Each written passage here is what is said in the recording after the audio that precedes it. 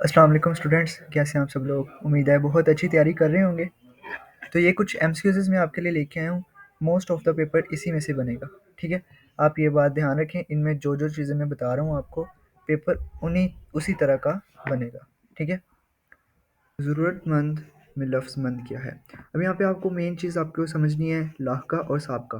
ठीक है, ये क्या होता है। लाहका जो होता है ना, वो बाद में आने वाला होता है। तो यहाँ पे आप देख सकते हैं इन दोनों में, ज़रूरतमंद में बाद में कौन आ रहा है, मंद आ रहा है ना, तो हमने मंद ही देखना है, वो क्या है, लाख का है। इसी तरह अगर वो यहाँ पे मंद की जगह ज़रूरत पूछ लेता तो ज़रूरत हमारे पास साब का आता। ठीक है, अभी इसका आंसर लाख का है। नेक्स्ट है गज़ल का आखिरी शेर जिसमें शायर अपना तखल्लुस इस्तेमाल करता है। अच्छा, यहाँ पे ना आपको दो चीज़ें समझनी है, एक तो मतला है और एक मक्ता। मतला वो होता है जिसमें जो गज़ल का पहला शेर हो और उसके अंदर शायर सॉरी काफ़िया और रदीफ़ दोनों इस्तेमाल करें। ठीक है, काफ़िया और रदीफ़ दोनों इस्तेमाल हों और वो गज़ल का पहला शेर हो, वो हमारे पास मतला होगा। लेकिन यहाँ पे इन्होंने आखिरी शेर पूछा है और साथ में तखल्लुस भी हो उसके अंदर, तो हमारे पास मक्ता आता है। ठीक है, नेक्स्ट है, और एक और बात ज़रूरी है कि गज़ल हमेशा कंप्लीट उसी टाइम होगी जब उसमें तखल्लुस होगा। ठीक है, आखिरी शेर ही उसका मक्ता कहलाएगा। ओके, नेक्स्ट है ऐसी सनफ़े सकन और मुसलसल नज़म जिसके हर शेर में दोनों मिसरे हम काफ़िया और हर दूसरे शेर में काफ़िया बदल जाओ। अच्छा, इसमें दो चीज़ें आ जाती हैं, कसीदा मसनवी। अब जो कसीदा होता है उसके अंदर सिंपली जो ज़िंदा इंसान होता है ना, उसके ऊपर लिखा जाता है, उसकी तारीफ़ें वगैरह बाँधी जाती हैं। इसलिए यहाँ पे जो मसनवी है ना, वो ऐसी सनफ़े सकन है जिसके अंदर हर शेर का काफ़िया चेंज होता रहता है हर 2 शेर के बाद। ठीक है, तो एक उसके बाद मरसिया आ जाता है। मरसिया जो होता है हमारे पास, मरसिया जो है ना, कोई जो मर गया है, ठीक है, उसके बारे में कुछ लिखा जाए। जैसे करबला वाली लिखी गई थी, करबला में गर्मी की शिद्दत। ठीक है, वो मरसिया आ जाता है हमारे पास। नज़्म मोरा है जिसके अंदर वो नहीं होती कोई, जैसे काफ़िया रदीफ़ की। ठीक है, उस तरह। फिर शाबाश, यहाँ पे सवाल है शाबाश को आयत की रूह से क्या है। शाबाश अली तुमने कमाल कर दिया। अब यहाँ पे तहसीन, हरूफ तहसीन है ना शाबाश। हरूफ अतफ और चीज़ है, हरफ इस्तजाबिया और है, हरफ तनबी और है। तो यहाँ पे हमारे पास तहसीन हो रही है। ठीक है, नेक्स्ट मुखम्मस। मुखम्मस के हर बंद में कितने मिसरे होते हैं। मुखम्मस के हर बंद में 5 मिसरे होंगे। ठीक है, मुखम्मस अरबी ज़बान का लफ्ज़ है जिसका मानी है 5 के। इसी तरह मुसद्दस का दिया जाता है, मुसद्दस में 6 होते हैं। ठीक है, रब्बा में 4 होते हैं, सालिस में 3 होते हैं। ठीक है, ये आप ये याद रख लें। वैसे तो हर बंद में 2 मिसरे कम से कम होते हैं। वो हरूफ जो खुशी या मसरत के मौका पर बोले जाएँ इंस्बात कहलाते हैं। ठीक है, ये हरूफ इंस्बात होते हैं जो खुशी के मौके में होते हैं। ये बस्ता क्वाइद की रूह से किया है। ये बस्ता, अब ये जो बस्ता पड़ा हुआ है हमें तो नहीं पता ना, इसने पूरा फ़िक्र ही नहीं कंप्लीट किया। मरकब ताम और मरकब नाक़िस का आपको पता होना चाहिए, ये होता क्या है। मरकब ताम में ना तकरीबन कंप्लीट मीनिंग आता है, जैसे सेंटेंस में होते हैं क्लॉज़ और फ्रेज़ में डिफरेंस वगैरह। इसी तरह यहाँ पे मरकब नाक़िस है ये बस्ता। ठीक है, क्योंकि ये हमें कंप्लीट मीनिंग नहीं दे रहा, सेंस नहीं दे रहा। ठीक है, इस वजह से। सनफ़े सखन कसीदा, कसीदा किससे, सदा से नहीं, सद से नहीं, कसद से निकला है। ठीक है, कसद से ही निकला। तुफ है तुम पे। ठीक है, मतलब वो जो कहते हैं फिटे मुंह वगैरह जो भी है ना। तो ये हमारे पास कौन से हैं हरूफे, यहाँ पे इसके नीचे लिए हैं। हरूफे इस्तफ़हाम है, नफरीन है, तहसीन है, या हरूफे तनबी है। हमारे पास यहाँ पे हरूफे नफरीन है क्योंकि नेगेटिव सेंस में लेके जा रहे हैं ना हम, इस वजह से। हरूफे तासफ़ कौन सा है इसमें से, हरूफे तासफ़ कौन सा है इनमें से। हाय हाय, ये क्या है इसमें से, बताएं। अगर गज़ल का तीसरा शेर भी मतला की तर्ज पर हो तो उसको मतला सानी कहेंगे हम। ठीक है, ये मतला सानी मतला सालिस ये इनमें से आ जाते हैं। फिर एक रोशन दिमाग था ना रहा, शहर में एक चिराग था ना रहा, ये इस्तारा की मिसाल है। ठीक है, इस्तारा की मिसाल है। अगर आपको अभी आते हैं ना उसमें लॉन्ग, उसमें शॉर्ट में जो 4 नंबर का आ जाता है कि ये इसकी तारीफ़ करें और शेरी मिसाल भी दें, तो उसमें अगर आपके पास इस्तारा आती है तो आपने शेरी मिसाल ही लिखनी है इस्तारा की, तो ये आप उसमें लिख सकते हैं। कोहे हिमालय के पहाड़, अब कोह भी पहाड़ ही होता है। ठीक है, हिमालय भी वो पहाड़ी है। तो ये हमारी रोज़मर्रा की गलती है, मुहावरा नहीं है ये, ठीक है? मुहावरा और रोज़मर्रा आपको समझना है, मुहावरा क्या होता है और रोज़मर्रा क्या होता है। आम बोलचाल जो हम यूज़ करते हैं वर्ड्स वगैरह या सेंटेंसेस, वो रोज़मर्रा में आ जाते हैं। मुहावरा वो होते हैं जिसके कोई मीनिंग हो, सेंस बनती हो, ठीक है? फिर है दरिया बह रहा है, ये क्या है? मजाज मुरसल है। कैसे? क्योंकि इसकी जो हमारे पास वैसे कमोबेश 24 सूरतें हैं ना, लेकिन बुक में 6-8 इतनी ही डिस्कस की जाती हैं, इससे ज़्यादा नहीं की जाती। तो इनमें कुल क्या क्या जूज़ मुराद लेना, या बोतल खुली हुई है, मशरूब पी रहे हैं वगैरह वगैरह, तो इस तरह ये हमारे पास मजाज मुरसल कहलाता है। तशबीह इस तरह कुनाया हो ही नहीं सकता, ठीक है? गज़ल के मुकम्मल होने का एहसास दिलाता है, मक्ता जो है ना वो मुकम्मल होने का एहसास दिलाता है, क्योंकि गज़ल में वो शायर जो है अपना तखल्लुस इस्तेमाल लाज़मी करता है। दर झैल जो है जोरी है मुतज़ाद है। कौन से मुतज़ाद हैं? हरीफ, हलीफ, मुखालफ, और जो है ना उसके मुखालफ के साथ वाला कौन सा होता है? अपोजिशन और लविंग।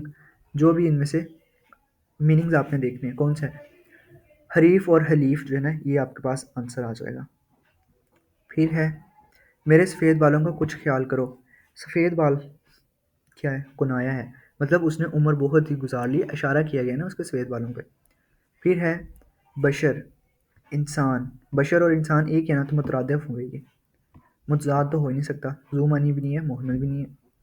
फिर तशबीह में किसी चीज़ को दूसरी चीज़ की तरह करार देना या मानन करार देना किस पे होता है? कोई सिफ्त होगी ना जिसकी वजह से हम कहेंगे, तो इसका आंसर पहले है मुश्तक सिफ्त की बिना पे। फिर उसने दुकान से 1 किलो दही खरीदा, तो यहाँ पे तज़किर तानीस कौन सा लफ्ज़ है जो वाज़ह कर रहा है? तो ये ख़रीदा जो है वो कर रहा है, ठीक है? मोती समझकर शान करीमी ने चुन लिए कतरे जो थे मेरे अर्के अनफाल के। अब यहाँ पे जो मोती है ना, ये इल्म बयान की रूह से क्या है? यहाँ पे कुनाया है, ठीक है? सॉरी, ये इस्तारा है, ठीक है?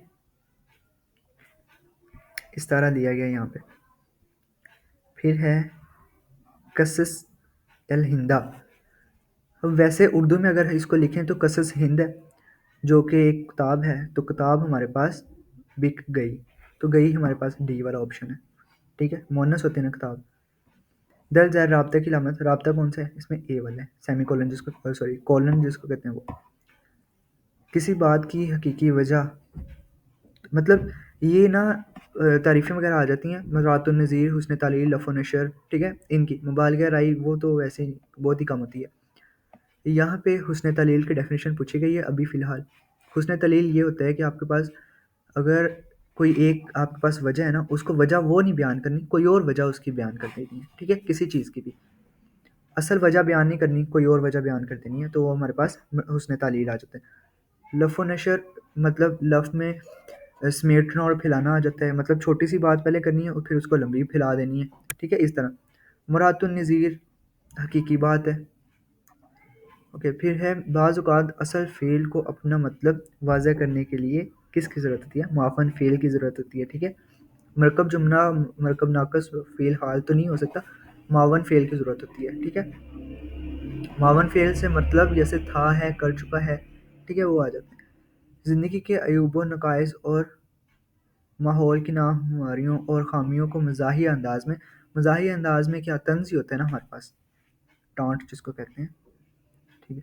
फिर है ज़िंदगी 4 दिन की है, तो इसमें हमारे पास कुनाया आ जाता है। ज़िंदगी 4 दिन की, वैसे 4 दिन की तो नहीं है ना, ये इशारा किया गया है कि मतलब बहुत मुख्तसर सी है वो, ठीक है? रम्ज़ इशारा कहलाता है, रम्ज़ व इशारा, ठीक है? फिर किसी शख्स का एक मुख्तसर और हल्का अदबी तारुफ़नामा, तारुफ़नामा क्या होगा?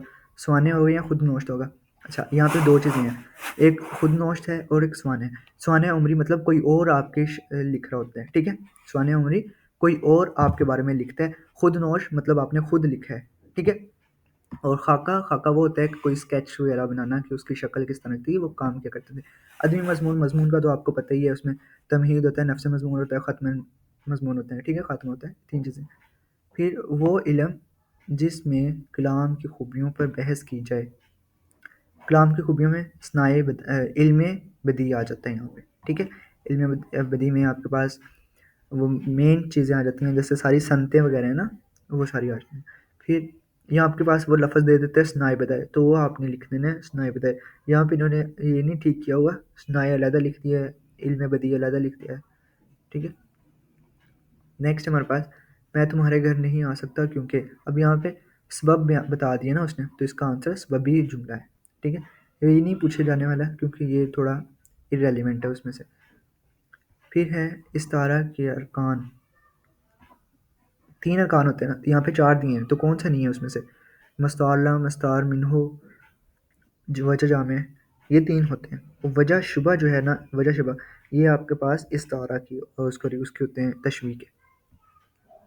नेक्स्ट है निज़ाम बर्क लिया वापडा ने, अब ये वापडा वालों को प्रेफरेंस कर रहे हैं, लेकिन अब ये शेर को समझो। इसमें उसने बताया कि बात कोई और कर रहा है और फिर उसने एक्सप्लेन कुछ और कर दिया है, ठीक है, बताया कुछ और है। तो इसमें अभी हमने ऊपर पढ़ा था उसने तालील की डेफिनेशन, उसमें यही था कि वजह कुछ और है तो और बयान कुछ और करना शायराना अंदाज में, तो इसमें हमारे पास हुस्न तालील आ जाता है। कोई तेरा खरीदा है, तो कोई तेरा खरीदार है, कोई मेरा तलबगार, इसमें क्या है? इस लीज जुमला है ना, सिंपल सा जुमला है बस, ठीक है। ये वैसे पूछा नहीं जाने वाला, लेकिन ऐड हो गया था मॉडल पेपर में तो मैंने उठा के दे दिया। ऐसी नज़म जिसमें बहर और वज़न के साथ साथ काफिया और रदीफ दोनों पाबंद हों, तो वो नज़में पाबंद नज़म कहलाती है, ठीक है। पाबंद नज़म और आज़ाद नज़म में यही फ़र्क होता है कि एक में काफ़ी और रदीफ दोनों होते हैं, पाबंद होते हैं, और आज़ाद में दोनों पाबंद नहीं होते। जहाँ में मतलब जहाँ यहाँ पे ना दुनिया को लिया गया है, ठीक है। तो दुनिया है तो इशारा किसकी तरफ? कुनाया आ जाएगा, ठीक है। 6 गिलास, 2 कप और 4 प्लेटें टूट गई ए वाला है, ठीक है। फ्लाइंग कोच, फ्लाइंग कोच, अब यहाँ पे देखो इस्तारा, मजाज मुरसल, तज़मीन और स्लैंग अल्फाज हैं। तो यहाँ पे आपके पास आंसर जो बनता है वो स्लैंग अल्फाज बनते हैं। स्लैंग वो होते हैं जैसे आपने कोई इंग्लिश का वर्ड है ना, इंग्लिश का वर्ड है, जैसे फायर है, फायर को उर्दू में हम आग लिखते हैं ना, आग जल रही है, आग लग गई, तो आप अगर आग लग गई, ये ना स्लैंग अल्फाज में आ जाते हैं, ठीक है। गज़ल में मौजूद आखिरी मतला क्या कहलाता है? आखिरी मतला मक्ता ही होगा ना, क्योंकि उसमें तखल्लुस इस्तेमाल किया जाएगा और बाकी दोनों जो हैं रदीफ़ और काफिया वो होंगे, तो मक्ता इसका आंसर आ जाता है।